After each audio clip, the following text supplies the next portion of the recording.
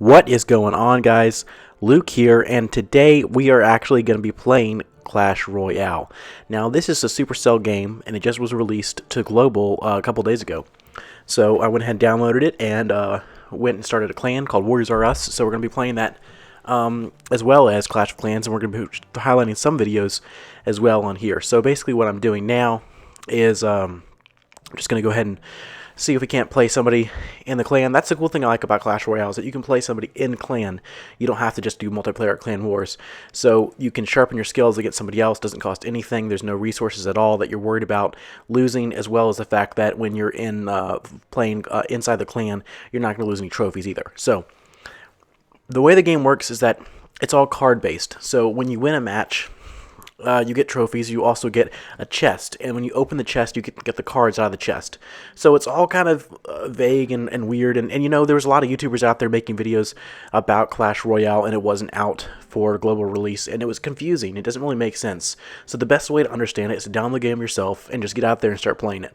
So that's what I would highly recommend. If you don't have the game, is just go ahead and get it, and go ahead and check it out. So that's the first thing. So it looks like we got a match, and let's see who it is. Oh, it's Oscar. Okay, here we go. So he's going to go ahead, and I don't know why I sat there, but let's see. The thing that I'm going to do here is the strategy that I've been practicing recently is just like letting the other person make a first move, because this game is all about countering. If you can make a successful counter, then you're going to have an excess amount of elixir to go ahead and push. So the card you can see there, I'm just going to make a little emoji. Okay, so he's going to do the fireball on the crown tower. So the way the game works, there's 3 crown towers. I'm going to explain this and play at the same time. It's a little confusing, but there's 3 crown towers. Ooh, there's a giant skeleton. So I'm going to counter with the giant, and then you got to throw down the musketeer. And I'm not sure why that musketeer is kind of staggering there a little bit. Looks like it's just barely out of range for the firing the shot off. But anyways, so 3 crown towers. He's going to come in here with a dragon and mini dragon and a skeleton army. That'll got to get him out. So, but the idea is there's 3 crown towers. You get gold in the cards, and the gold helps you upgrade your cards. So everything is card based. The elixir is just in the match, and it's just a time thing. So see the bottom of the screen, there is a pink bar, and it's upgrading. That's the elixir. And so when that pink bar goes up and you see more elixir, then you can start spinning that on your troops, and you can pull it out. So some troops cost different amounts, so you just got to watch. And the cool thing is that it has like a little, as you can see, the annotation, it's got like a little, timer counting down to which troop. And the ones that have more are the ones that will have the timer will go on for longer, so you can see exactly, like, roughly how much time is left. So I've pushed into his tower pretty well, and I'm going to be able to get that down.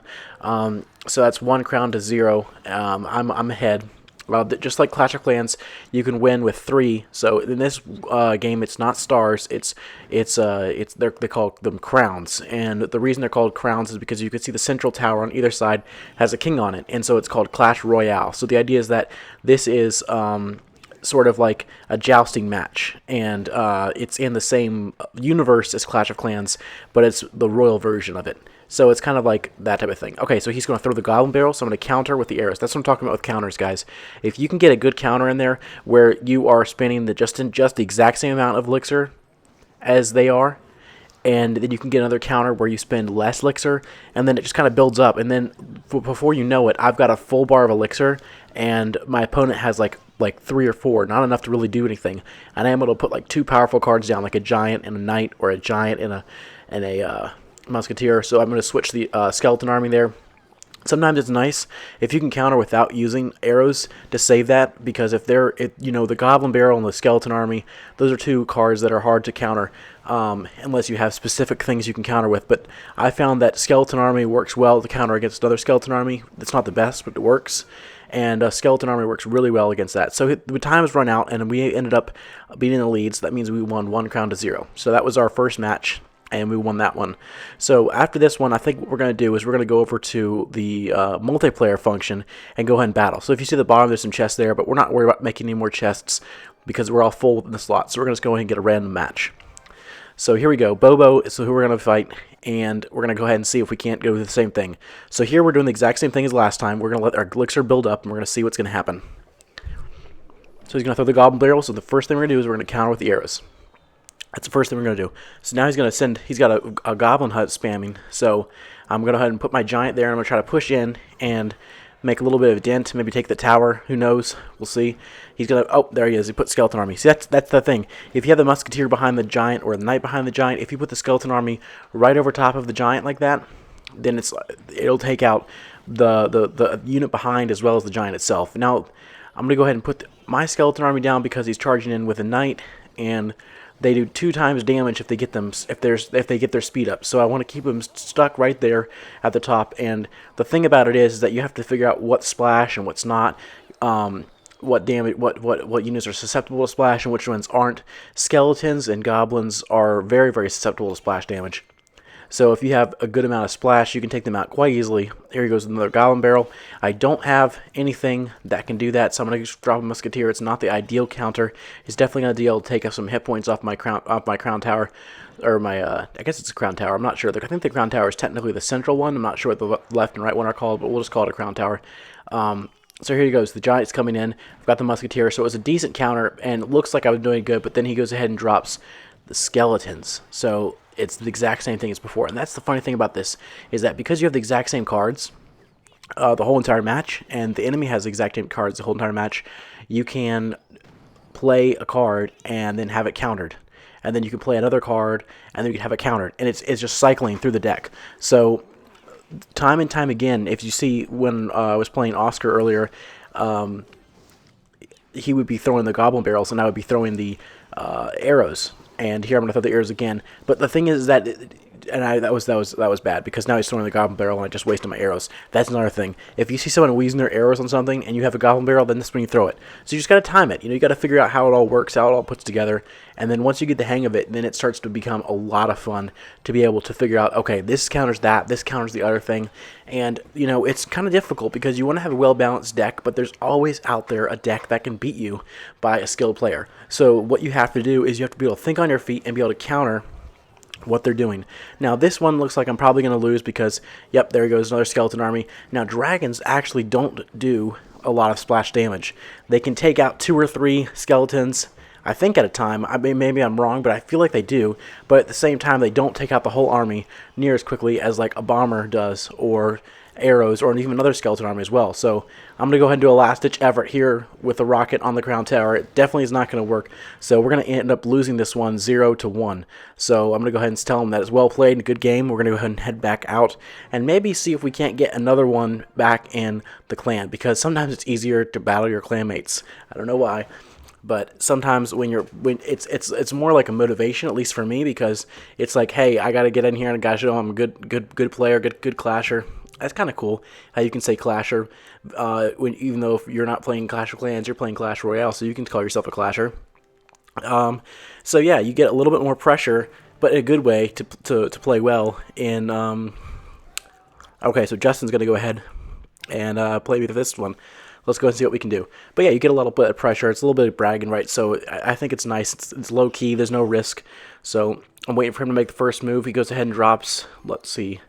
He's going to drop some guys there. So we're going to go ahead and figure it out. And oh, he's got the skeleton army. So he's got some goblins in the skeleton army. Look at that. One arrow shot killed all of the guys. That's what I'm talking about for counters, guys. See, my 2 units there have not been hit at all by anything because they were placed so far in the back that they were moving up. That's another thing. If you place troops to the far back side of the map, it takes them quite some time to walk, and it allows your elixir to build up, and you can have stacked troops so that when they cross the drawbridge and go into enemy territory, they're all together and able to take them out. Now, he's done a pretty good job countering my push, but I think I have the elixir advantage here. Now, I can't tell unless I'm looking at a replay, but it looks like here like I'm doing pretty well. Look, he's put the skeleton army on me, so that's definitely not going to work out too well for me. I've got so I'm going to drop my bomber here, and that bomber is going to go ahead and just take out that skeleton army really easily, and now he's coming in here with a musketeer, I think is what it's called, and I countered that pretty well as well. So now we're all set at an equal, and look, I only have 2 slots left to become fully out max, and I'm not sure where he's at, but I think it's less than that. So that's where the elixir advantage comes in play. He's able to put his giant down and a Valkyrie, but that was after I was able to put mine down, and I'm pushing into it pretty hard, and I'm able to put down my skeleton army. So it's probably just like a 1 or 2 elixir advantage, but that's able to let me be a little bit more aggressive and push a little bit farther into his area. And look at that tower; it's pretty low on health right now. So I'm hoping to get in there one more time. But I'm not sure exactly how it's all going to come down. But look, we're setting up for our last push, and here it is. 60 seconds left means it's double elixir. So everything goes a little bit faster in the last 60 seconds, which is kind of cool because you got, 2 minutes to kind of, trade blows. And then it's like, the last 60 seconds of a boxing match. It's like, everyone speeds up a little bit because the match is going to be over soon, and so everything kind of speeds up. So it's got a very nice playability in that sense, and I definitely enjoy the fact that things kind of get a little bit quicker at the end, because otherwise I don't think it would be quite as interesting the way that the gameplay is. So here we go. I'm coming in with the dragon. I've got another giant down. I'm coming in, and I think I'm going to go ahead and counter here with the skeletons and see what that happens. Or wait. Maybe not the skeletons. Yeah, skeletons will work. I'll just go ahead and throw those down. Let's go ahead and clean this up, and let's try for 3 crowns. Let's see if we can get them. Nope, doesn't look like it's going to happen. Let's go ahead and throw the rocket down there anyway. See if that does anything. Are we going to get it off in time? Nope, we're not. See, when the game ends, that's when the damage ends. So you can have a rocket in flight, but if it hasn't hit, it's not going to work. So we went ahead and did another win. 1 crown to 0. Try to get a 3 crown because those are definitely nice to get. So let's go ahead and alright, so now here we go. Oh yeah, quick, let's get this in. Oh yeah, Oscar, let's go to react with him. Alright, here we go. So this one is going to be interesting. We're going to go ahead and try to see if we can't go ahead and beat Oscar again. Who knows? Maybe we will, maybe we won't. It's one of those things. Because, and another thing is that I was just playing Justin, and, Oscar could have been out there changing his deck. So I don't know this. I can't assume that he's got the same cards. I have to experience every single match the same way. And that's the thing, is that every single time you play somebody, they could have different cards. Even if they're, your clanmate that you play all the time, if somebody's got cards and they're playing, they're on a winning streak, there's a high likelihood they won't change their cards. So if you want to beat them, figure out, okay, what card counters this? Okay, what card counters that? And then you can change your deck. And then you can go ahead and beat them, and it's a lot of fun. So that's just something to do. And see, this is another thing I like to do, is I like to put my giant in front of a faster, smaller unit, like a bomber or a musketeer or even a knight. And so the giant will take all the damage, and the bomber is able to get in there. Now in this instance, he's able to drop a Valkyrie, and that's able to take out my bomber.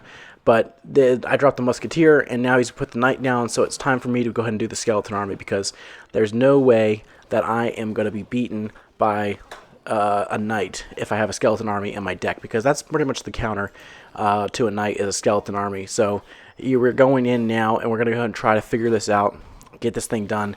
The knight is still up, but it's low enough health that we're able to shoot it down with just the arrow that shoots off the crown tower. And that's another thing.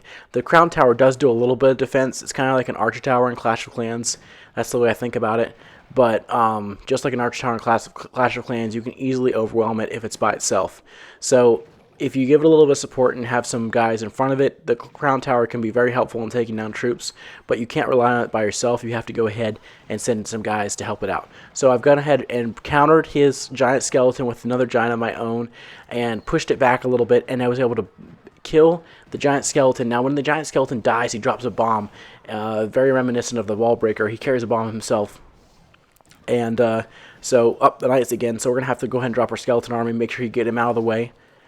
And looks like we can get a significant portion of his guys with the skeleton, with the arrows. And so we're now reset. So he's going to go and drop the giant skeleton again. I'm again going to counter with the giant, and that's what I was talking about. See, he only has 1 giant skeleton card. I only have 1 giant card, but they went ahead and recycled through, so I was able to pull it up again and go ahead and get ready for the counter. So now I'm going to go ahead and drop my skeletons and go ahead and take out this giant skeleton himself. A little bit of cannibalism there, but it's okay. I guess not cannibalism, more like, I don't know what it's called. Anyway, so here's the goblin barrel, and then boom, arrows. That's what we're talking about. Look at, he's got a little mad there. That's what we're talking about. So the cool thing about the way that Clash Royale works is that you have 2 minutes of regular time, 60 seconds of overtime, and if you're playing a clanmate, if you go into overtime, you have 2 minutes, or no, it's 2 minutes and 40 seconds now, but you have 3 minutes total to do it, to go ahead and get the win. And so in overtime, you see along the border of the map there, the whole thing is kind of red and glary, and that means that, oh, he's gonna get me. I think, yep, that's it. Good game. Okay, well, anyways, but that's how it works, and so he's able to get me in overtime. He's a little upset because of the arrows. I think that I was getting them pretty much every single time, but I'm sad too because that was a close match, and I like to win overtime ones because when they go to overtime, that means you played pretty well and you've been pretty even most time. So that's definitely what you want to do. So I really enjoy this game a lot, and definitely one of those things where you kind of get the hang of it as you play it. So I would encourage you guys to get out there and do it. So this is kind of what your deck looks like, and it's kind of like the idea you get your card collectioners below, and then as you cycle through the deck, it's basically just like different layouts in Clash of Clans, like you build different bases. That's how I think of it. So over here you can buy cards for gold. You can also get chests and spin gems. And this is over here. This feature is pretty cool. This is called TV Royale, and it's basically the highest level players in the trophy count going head to head, and it records their replays and lets you watch them. So you can see how higher level players are playing, and that's something you haven't seen in Clash of Clans.